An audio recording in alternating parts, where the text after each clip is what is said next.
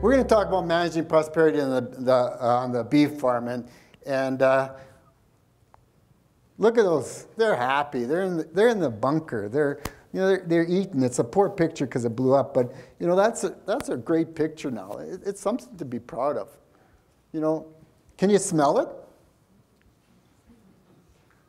Usually in this area you got a lot of acreages and neighbors that really don't like the smell in the spring when it warms up and those cow pies get nice and fresh. But that's the smell of money. After 13 years, you can say it's the smell of money. When's the last time that you've been able to say it's the smell of money and you're quite happy to smell it? We were driving down to Medicine Hat. We drove past XL Foods and their feedlot there. And Abby says, can you smell that? I said, the smell of money. But you guys are survivors. The last 12, 13 years have not been kind to you, and you're still here. You should be damn proud of yourselves. There's the drought of 2002, 2003, maybe into 2004. There was BSC in 2003 that closed markets. The Canadian dollar appreciated, and it drove down your profits in around 2006, 2007. And then the Americans went and slapped cool on you, so it increased the basis and stole about $10 a head out of your pocket. And you're still here.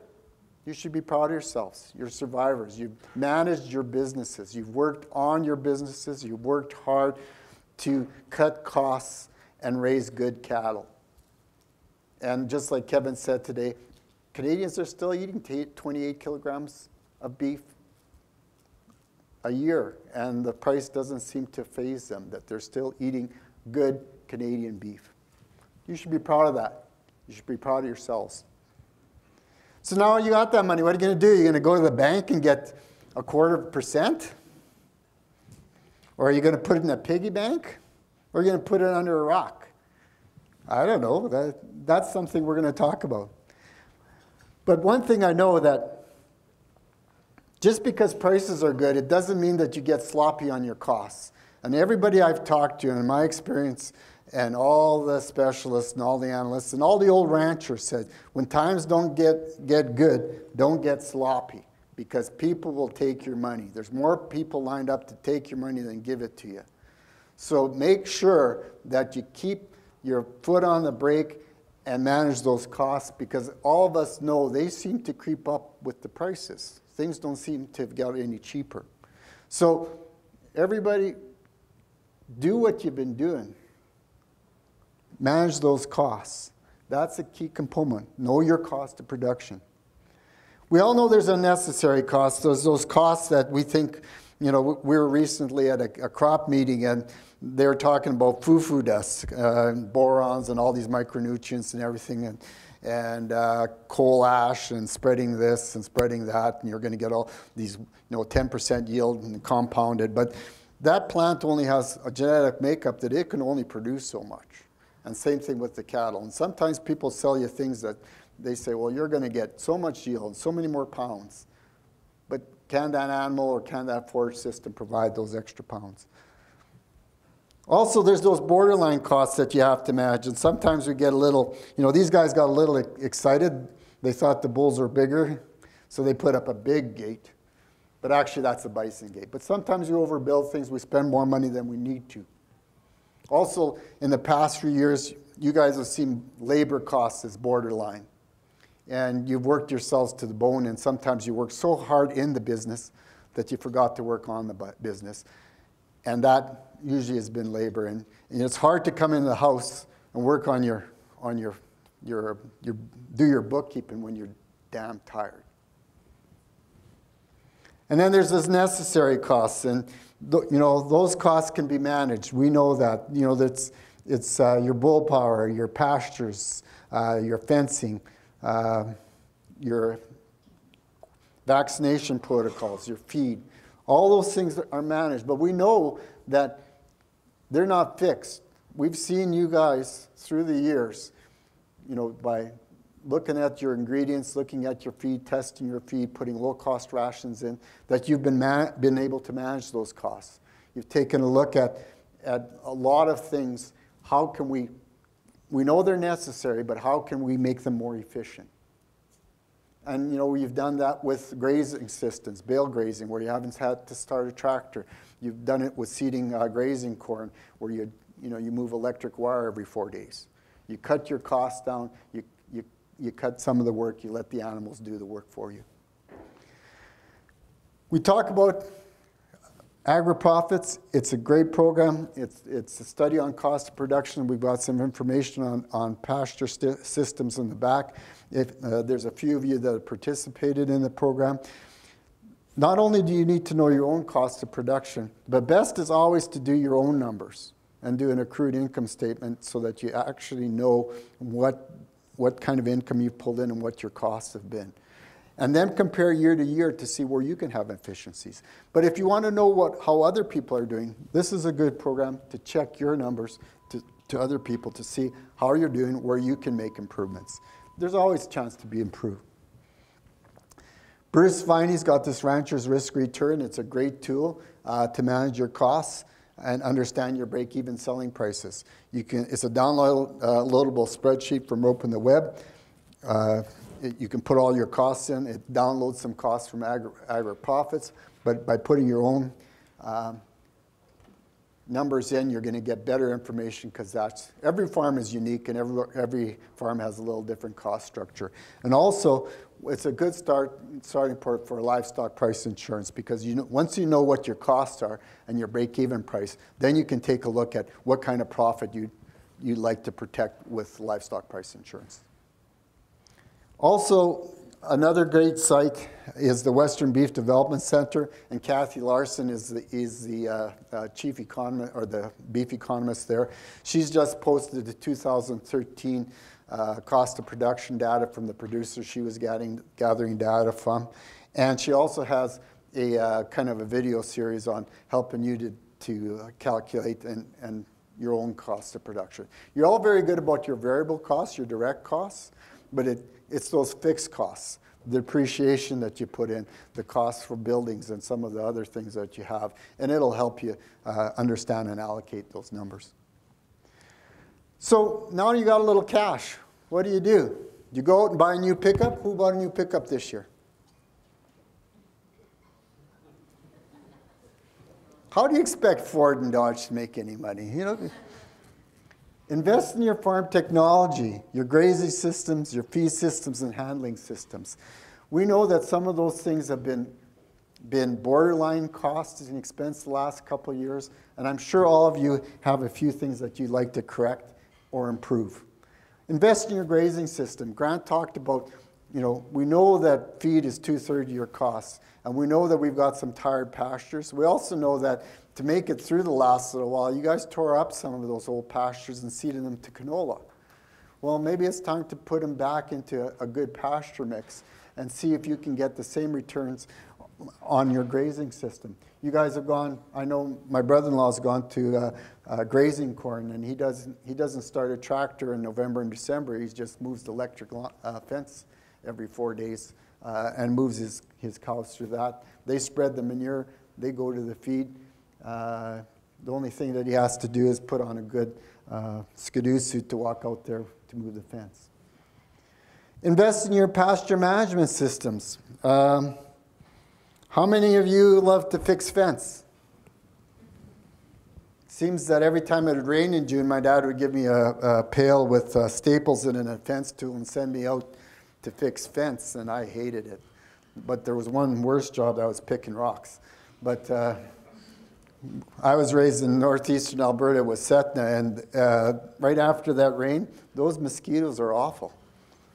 But it had to be done. So, you probably postpone how many, like a lot of people, if you're in your twilight career, your fences are 30, 40 years old. If you got trees going up, knocking them down. I hate fixing fence. But new fence is what, $6,000 a mile right now, somebody said? Also, back a few years to get Growing Forward money and Growing Forward 1, you guys, a lot of people went and did their environmental plan. And we have heard talk about sustainability. We know that McDonald's, there's been a sustainability roundtable with the industry and McDonald's and some other people. We know that Walmart is looking at sustainable farms. We're getting scrutinized all the time. You guys have done your environmental plan, but maybe it's time to revisit it. Maybe there's some deficiencies that you didn't have the cash before to correct. Maybe it's time to invest some money into that. We also, in your package, you have Growing Forward information. There is money that up to $50,000 a farm, and some of the programs 50% mix. So you put 50 cents in, they get 50 cents. That's quite a good leverage of your profit to invest into fixing some things that you want to improve in your infrastructure. Invest in your handling systems. Everybody's been run over by a mother cow. And most of us, if we're over 50, have bursitis in the shoulder or arthritis in the other one if you've worked cows.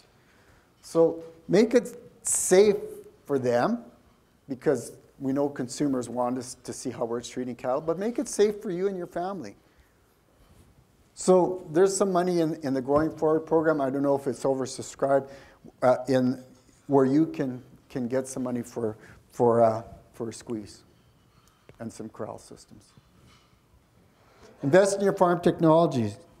See this guy here? That's what you get with the flip phone. Poor coverage.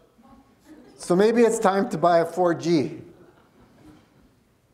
Also, you know, we've seen solar technology has come down for electric fencers and pasture systems, and you know, we know that traceability. You know, we've got a good reputation in the world because we have a good system, we have good cattle, and we also have a good traceability system. So, and if you haven't got your PID number, I would strongly suggest that you get it. It's going to be, you know, need it for your livestock manifest, and you also need it for to get it when you want to go purchase some medications and vaccinations at the vet. And also it's a good deal because if there's something happens on a neighboring farm with those PID numbers, we can get the traceability people can get in touch with all the neighbors to let them know that there may be an issue in your area. Okay, and you take a look at that young guy. He's even using an iPad. So we know farmers embrace technology and have moved along, and they've got their cow records, their calf records on computer. The only thing a young lady from Manning said, the battery life's no good at 20 below and you can't work many cattle. So for some of you young entrepreneurs, if you can figure out how to extend battery life or make a hot box on the handling or the squeeze so that computer doesn't die halfway through your processing cattle, that would probably work. Invest in herd health. Take a look at what you've done in the past. I know sometimes people don't, skip a year for treating for blackleg because, when there's no blackleg in our area, or do a few things. I don't know. Everybody's got different things and protocols, and I know that vaccination is expensive, but I know from my career as a lender that if you don't take care of herd health, then you have problems. You have problems in that your conception rate goes down, your days to market increase, and it all affects cash flow and your cost of production. So if you don't take care of that herd health, it'll cost you money in the end. You might be saving money, for that short period, but all of a sudden, if you're stretching that calving period from maybe a 45-day period to a 90-day period, and you've got a lot of work to do, that affects your bottom line, because when you take those calves to market, they're all different sizes, and you don't reap the reward of them being peas in the pod and good, healthy, strong calves. Again, Growing Forward, go on the Growing Forward website. If you take in your pamphlet under that farm manager site, it's the Growing Forward website, go in there, click on programs for farmers and ranchers, and see what fits in with your farm and what you think that you need to fit. There's water programs, there's handling facilities, there's quite a few things that will improve help you lever those profitable dollars right now to correct those things that you need to do. Next thing, improve your working capital. Bring your accounts payable current. For years, your trade account guys have carried you 60, 90 days, and they've been very patient. But you know you're going to need them again. So why not bring them in back to 15, 30 days so that you can have that relationship? Because we know good prices will solve good prices, and you're going to need them again. So take care of your trade creditors. If you're buying some feed and some, from some neighbors, if you're buying, bring them current. They need their cash too. Bring your operating loan within margin. Usually operating loans 50% loan to security. If you've earned it, some of you moved up to 70% loan to security. But wouldn't it be nice to have a zero operating loan balance for once? Like a lot of you guys, the last couple of years, it's been hard to turn it. And it would be nice to be down to zero. Why? Because maybe there's an opportunity that, maybe there's a few, you go to the market and there's a good deal on some good cows that you could pull out of your operating loan and then go back to the bank and put them over a term. Pay down your small loans. You got a lot of these little loans and they come out of the cash flow. Pay them off. It creates some room. It increases your debt service ratio that the banks look at, so that if you see an opportunity, say there's maybe some land or some cows that you want to finance, you can bring those new payments in and still be within your debt service ratio, so that you can seize those opportunities as they present themselves. Acceptable working capital ratio, that's current assets or current liabilities, is 2. Now you can't. What time of year is it? Because there's, different times of the year have different ratios. But at this time of year with your calves, which is your marketing asset, you should be to 2 to 1. If you're lower than that, look at improving it, because what that is if you're closer to 1 to 1, 1.25, you're in a risky position,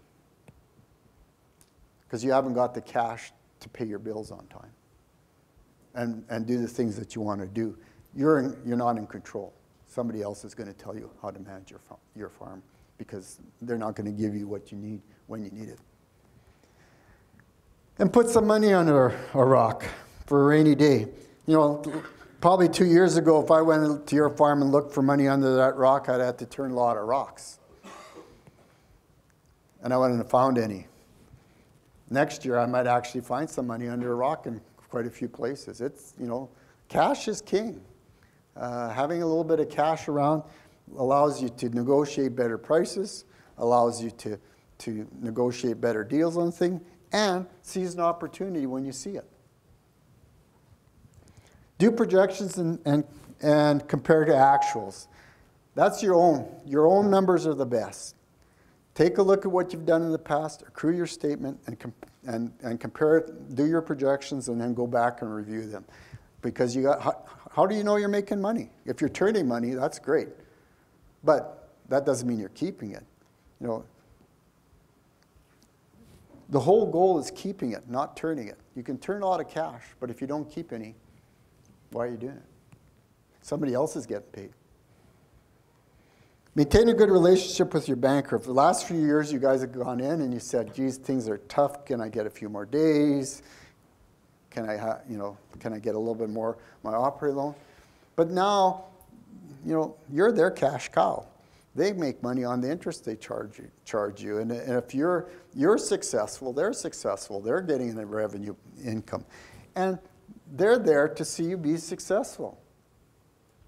So share the good times, share the good things that are happening in your ranch. Tell them how good things are going, because for years you haven't had the chance to do that.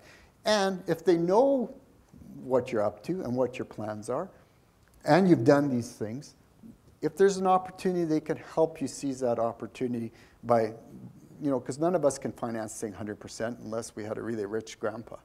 But most of us have to use some borrowed capital. Invest in productive assets. I'm not going to say what you should invest in, if you should invest cows or land or steel, but steel depreciates and rusts. And Only invest if it provides a positive return to the farm. Everybody's at different stages of careers. Everybody has a different net worth statement. Everybody has different cash. So I can't tell you what to produce in. But invest in productive assets that add to the profitability of the farm.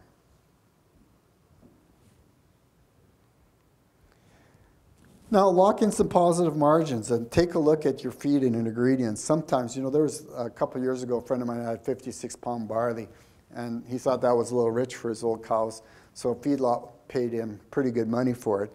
And he went to his neighbors and bought 46-pound barley with a little higher moisture content. And the cows did well, but he picked up a little bit on it. Also, I know one of my brother-in-law just sold to one of the local feedlots some barley and locked in the rest with them. And if you know what your cost is if you lock in some of that margin.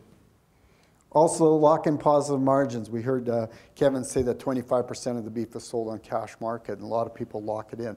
If you're feeding them to market, you can go in to Cargill and JBS and lock in your feeder price. Or if you're working with a feedlot, you might be able to lock in a price so you know what you're going to get for your calves. Because some of the feedlots I know will pay you to background calves until they need them. Western Livestock Price Insurance, yes? Just one question here. You say locking in with the JBS, but that livestock price insurance program has really changed all that. We can insure it and still have the market open on the one end. Yeah. No, the livestock price insurance is a good program. It's a put.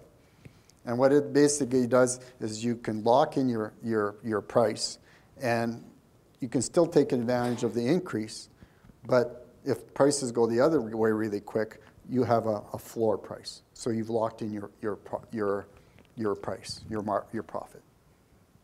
It's a great program. It's across Western Canada this year, and there's been a lot of uptake of it, and it's a very successful program.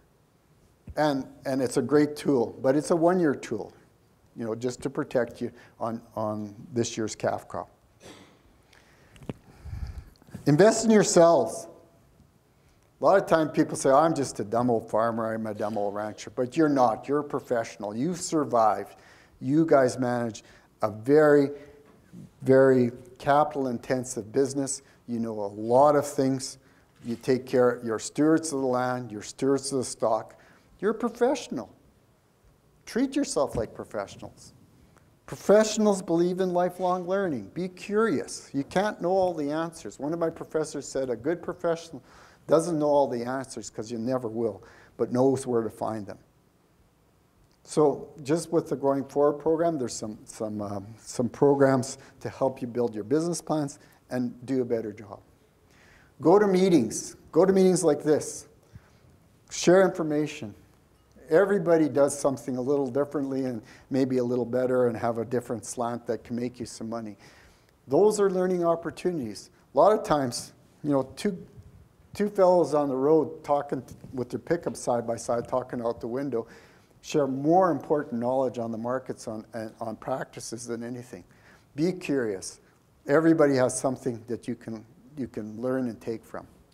And again, you're a professional. Be proud of your profession. Be proud of who you are. You raise a great product. Now I'm going to plug something for being a professional curious. There's a group of us that support this site. It's called Farm Manager. And if you go into it, there's 6 basic tabs and some YouTube videos on different management things. One is on business structures and taxation that Joe Bokenforth supports. He's here today. There's one on business risk that Bruce and a couple of other fellows support. There's a farm finance site that I support and Abby helps all of us on. And then there's a marketing site that Jason and his branch. And then there's tools. So we kind of sorted the wheat from the chaff, information that we think that be important to you on the farm financial side. And it's a good site. Because a lot of times you go on Google and a whole bunch of stuff comes up, and then what do you choose? So we've kind of taken what and rewritten and drew things from the department over the years that make sense and that we feel that can help you. So go check it out. It's free. And if you need any more information, you can call any of us in the Livestock and Farm Business branch or in the Economics branch. Or if you flip the cat card, there's a good gentleman at the Ag Info Center at 310 Farm. And invest in yourself. Take a holiday. Now, this might not be your idea of a holiday. Maybe you like to go to a rodeo, or maybe you like to go hiking in the mountains, or riding horses in the backcountry for 10 days.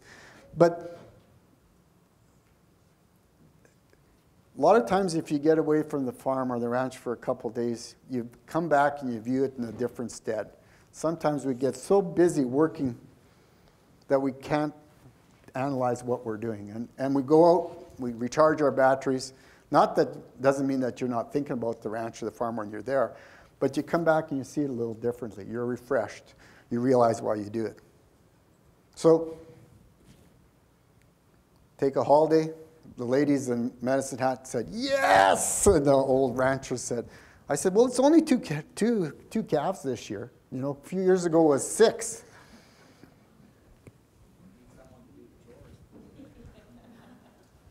That's why you have kids, isn't it? Yeah. Okay, another important program, and I'm just about done, is the Western Canadian Cow-Calf Survey. And we've got surveys at the back. The last time we've surveyed producers was in 1998, and we've gained information on your best practices and what you do. And it's really important that you as a producer take part in it, because it's going to give us information on how your management practices have changed over these last 12 awful years, because we know that you guys have done a lot of great things to stay in business, so that we can share with producers. But we also can go and look for research dollars to make sure that if there's any deficiencies or anything that is identified through the survey that we can improve. It's on a website. It's on the Western Beast Development website. You can do it online. We've got some in the back with the address on the back. It's 56 questions. 2 really you have to pull out your records. But it's information that we hopefully can gather and share the best practices to make you even more profitable from what you're doing, not what bureaucrats or government people are thinking, but what your peers are doing to be successful, and then be able to share it. So please fill it out.